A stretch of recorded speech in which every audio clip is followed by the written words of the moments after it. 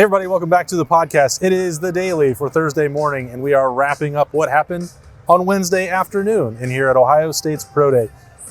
An exhibition of the stars. That's right. In front of probably the largest crowd that I can recall here, maybe since 2015, and that display, that's Bill Landis and Jeremy Birmingham. I am Austin Ward. A lot of people here, and I don't really know what I learned about what happened at Pro Day, except CJ Stroud is still good. Yep. Beyond that, I don't know. We'll see you next time. Was there anything else going on? For me, the most impressive thing of the day is that I'm realizing watching Cade Stover run routes that he broke his back 3 months ago, and he's out here looking like a dude. Yeah. I'm trying to project the real Ohio State team, not fake Buckeyes who are no longer Buckeyes. That's a joke, everyone. Whoa. Relax. Jayden Ballard, Yeah.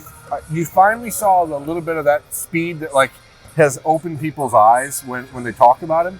And on the last throw of the day, CJ Stroud put one out there, and Jayden had to really turn on the jets to go get it. And that was a moment where you're like, oh, if that can happen in the football season, that's an offense changer.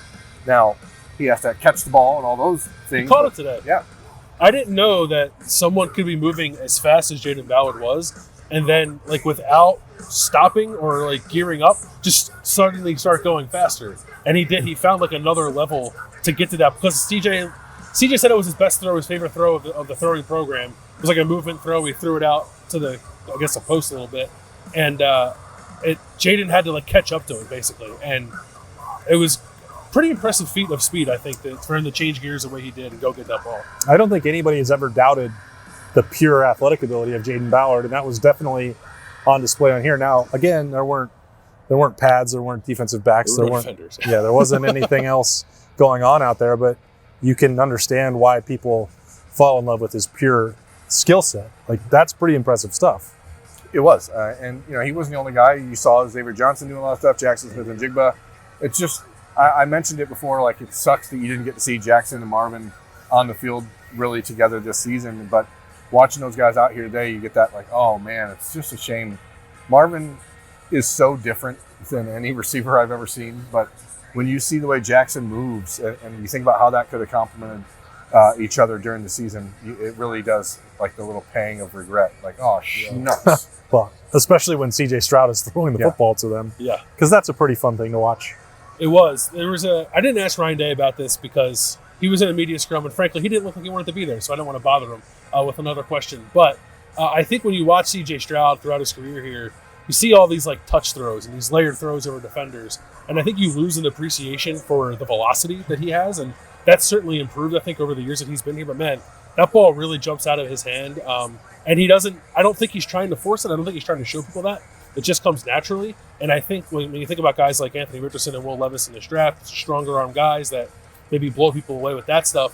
I'm not saying CJ's arm is as strong as theirs, but it's plenty strong enough. And there were a lot of people in here, understandably so, who seemed pretty enamored with CJ. 9 guys from the Panthers? Yeah, the entire Panthers organization was here. I think it was 14, plus both of their owners decided to come in, which I don't recall that ever happening for an Ohio State Pro Day. Not saying it doesn't happen anywhere, but I know that I've not seen that here with the ownership coming in, plus they had their local beat reporters, their in-house media come in to get a lot of coverage of CJ Stroud.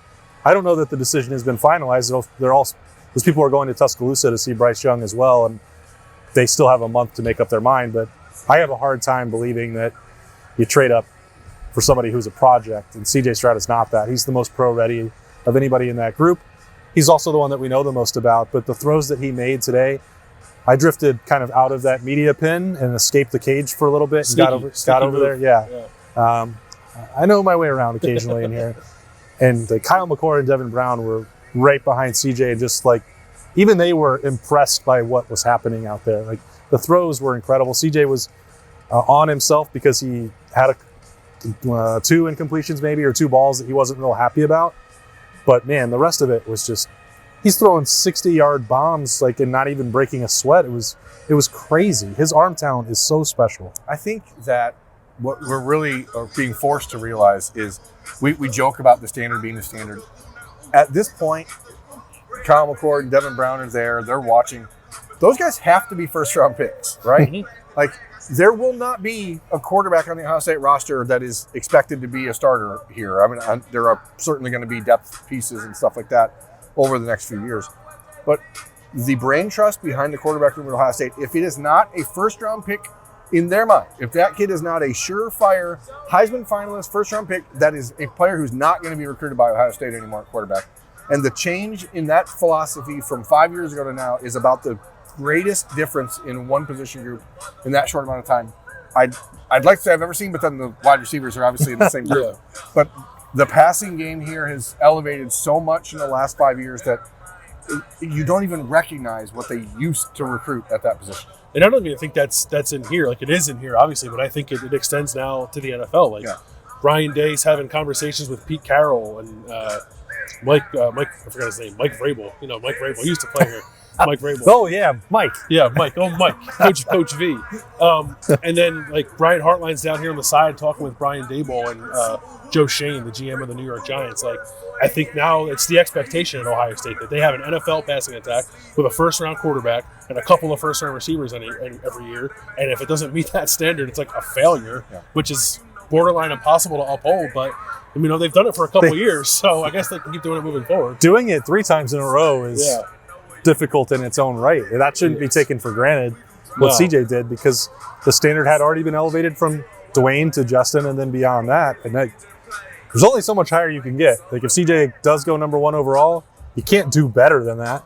The best you could do is match it. Does that do anything for them, Berm? Like, if he, like, is producing first-round quarterbacks enough, or does number 1 do anything extra for their recruiting efforts? There's obviously visibility that you want, and all the extra attention that goes into number 1. Even if you look at Lincoln Riley and the Heismans in the last couple of years, they don't have a number 1 overall. I guess Kyler Murray is number 1 overall. Yeah. But, like, the difference between C.J. Stroud and Kyler Murray, I think, from a quarterback development standpoint, should be fairly obvious. Kyler Murray's a freak athlete. I'm not taking anything away from him, but it doesn't matter. I mean, it's all pieces of these little check boxes that you're trying to go. If you're Ryan Day and you're on the recruiting trail and you're telling quarterbacks, well, sure, we had 3 straight number 1 picks. We have a number 1 or 3 straight first-round picks, a number 1 overall pick, 4 straight Heisman finalists. Like, that all matters. Every data point matters. And I think from a pride standpoint, it certainly would mean something to Ryan Day and the program. Ohio State hasn't had a number 1 overall pick since Dan Wilkinson, I don't think. Orlando Pace in 96, and Dan Wilkinson in 93, and then Tom Cousineau in 79 or something like that. So you're talking 4 maybe ever in the history of this program, and so it certainly matters. I mean, it's easiest to look at the quarterback and the wide receivers and make some evaluations. Was there anything else from Pro Day that you thought jumped out to you, Bill? Yeah, I mean, Tanner McAllister kind of backed up what we saw out here last week when we got the sneak peek at the Pro Day trial run, I guess. I don't know exactly what he ran. Did you get that number? He told me that he ran, again, so for whatever reason, I would very much like to figure out what the explanation is, whether it's an NFL policy or whatever. Pro Days don't have the laser timing out here, even though Mick's got all that stuff back there that they can use, so that was hand time, and there were variants. Like, so Cam Brown doesn't really know what he ran. He heard times that were as low as 4.3 and as high as 4.9. Now, he may, if he had been fully healthy, he may have had a better idea. He may have sought that out. He still wasn't fully healthy. But Tanner McAllister very confidently said 4.44 was what he thought. Yeah, which is 4.45 last week when we were here. So and the split was like 1.49. And like, if you stack up, he did 22 on the bench when we were here last week. I'm sure he did 22 again today. He said 23 was most of the way up, and then it was snatched out of his hands, and he wasn't really happy about that. Yeah, he looked really good doing the broad jump, and like, if you just stack up his numbers compared to guys who were actually at the combine, they're pretty favorable, if not better than most. Now, that's only part of the equation. The tape matters. The tape is okay, I think, for Tanner McAllister. He plays a lot of college football. I think he's pretty versatile.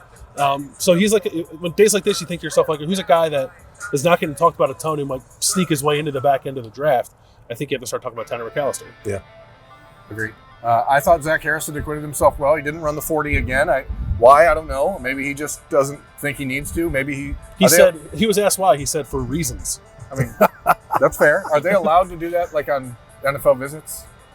I don't think you do full workouts there now. But I mean, everything else, he looked good. I mean, he looked big. Jumped 10.3, I think. I mean, Zach's such a freak that that 40 time, if it's 4.45 or 4.52, I don't know that it really makes a huge difference for him. But He certainly looked like I thought Teron Vincent had a good day. If you're talking about guys who just looked, spry. I thought Jerron Cage looked kind of explosive. He looks a little slimmer maybe than when he played at when he was here, and most guys do because they're training for stuff like this. But moved pretty well. I don't know what his draft prospects are, but he looked like a good athlete. I continue to be impressed by Mitch Rossi, and he ran really well last week when we were here, and then he backed it up again today. And generally speaking, everyone looks like they put in some real work towards this. Luke Ripper looks incredible. Yeah, he does. And Harris looks great. You're going to see a very active Ohio State contingent in the first 2 days of the draft. DeJuan Jones did not work out at all on Wednesday.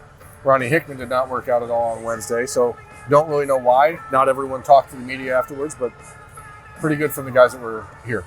Yep. DeJuan did talk, but I still don't really feel like I came away understanding what the issue was. But I think he's in an interesting. Combine, he's in an interesting spot where he had a really good day one of the Senior Bowl, and he had a good combine. And like when you're on the cusp of the first round, might it be to your benefit to leave them wondering a little more about what the prospects are, rather than come out and do something that makes people think like, oh, you know what, he's a second round guy. Yeah. One thing I wonder, and maybe it's just me getting in my head, this field is a whole lot different than it was 5-6 years ago, and I wonder if this field is slower than it used to be. Oh, slow track you're saying, huh? You were saying that in Indy, and I was like, I'm not sure that I agree with that. They're like, people that want to get on the fast track in the Woody, this is different turf completely. Well, it used to be like a very fast track in here, but now there's so much of this rubber pellet crap in the ground that it is different. It's hard to even walk in here normally. Yeah. Guys, including the person that we are running our documentary series on with Dream Chaser, had problems slipping on this turf again, just like they did in the Horseshoe for the last couple of years. Cam Brown went back on a back pedal in the DB drill and wound up on his face. Yeah, not something that I think he was expecting or hoping or thrilled to have happen, but like we have seen that in here a good bit.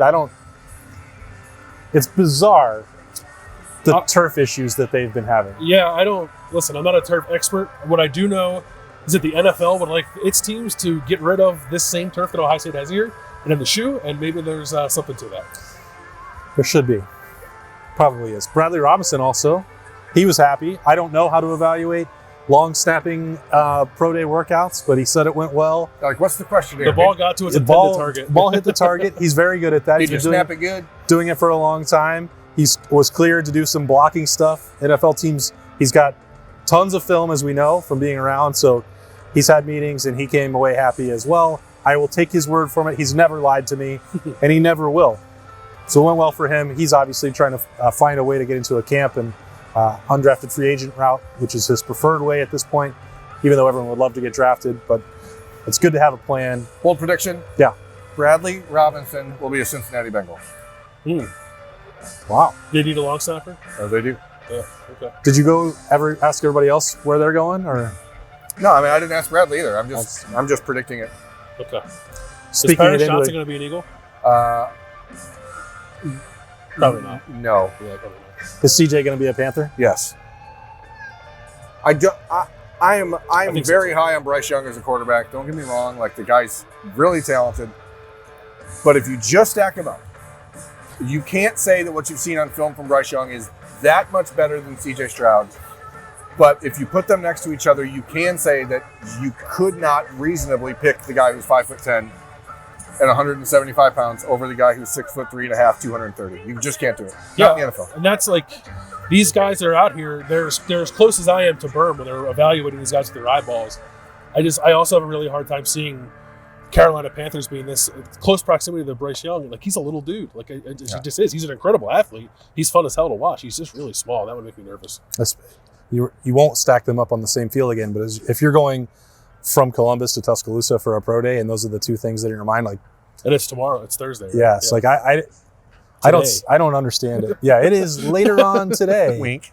And Ohio State's going to have a practice out here too, so we better get off their field and get out of the way.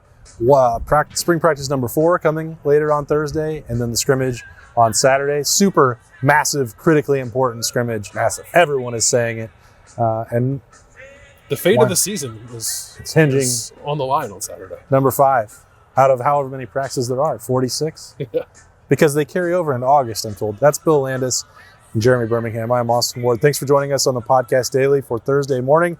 A lot more coverage coming your way at ohiostate.rivals.com and on the podcast. We'll see you there.